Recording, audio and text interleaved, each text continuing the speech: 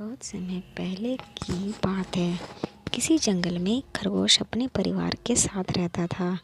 खरगोश जहाँ रहता था वहाँ आसपास बड़े जानवरों की संख्या ज़्यादा थी। खरगोश और उसका परिवार हमेशा इस बात से डरे हुए रहते थे कि कोई जानवर आकर उन्हें नुकसान न पहुँचा दे। उन्हें अपने घर के आसपास जरा सी भी हलचल सुनाई देती तो वो झटपट से अपने बिल में छुप जाया करते थे। दूसरे जानवरों का डर उन पर इस कदर हावी था कि उनकी आहट भर सुनकर उनमें से कुछ खरगोशों की डर से मौत हो गई। यह सब देखकर खरगोश बड़ा परेशान रहता था।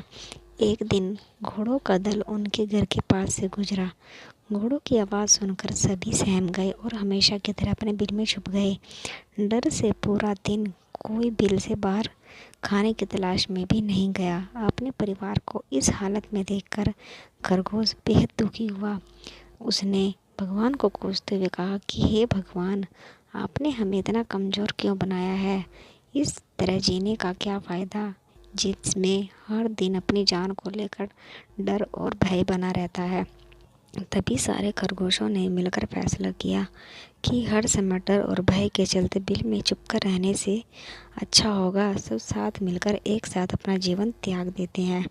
सभी खरगोश इकट्ठा होकर आत्महत्या करने नदी की ओर निकल गए। नियत समय पर खरगोश और उसका परिवार नदी के पास पहुँचे। नदी के पास आकर कई सारे चूहों के बिल थे। जब चूहों ने खरगोशों को आते देखा तो वो सभी डर गए और इधर उधर भागने लगे। कुछ चूहे बिल में घुस गए तो कुछ नदी में गिरकर मर गए। चारों तरफ अफरा तफरी का माहौल था। ये पूरा वाक़या देखकर खरगोश दंग रह गए। उन्हें इस बात का यकीन नहीं हो रहा था कि उन्हें देखकर भी किसी में दहशत हो सकती है। अब तक वह खुद को ही अपने सबसे कमज़ोर प्राणी समझते थे और भगवान को दोष देते थे। अब खरगोशों की समझ में आ गया था कि भगवान ने दुनिया में अलग अलग खासियत के साथ जीव जंतु बनाए हैं।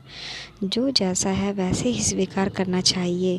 अगर किसी में कमी है तो उसमें कुछ गुण भी है। अगर हर किसी में एक जैसे गुण नहीं हो सकते। ये समझने के बाद खरगोश और उसका परिवार घर वापस लौट गए।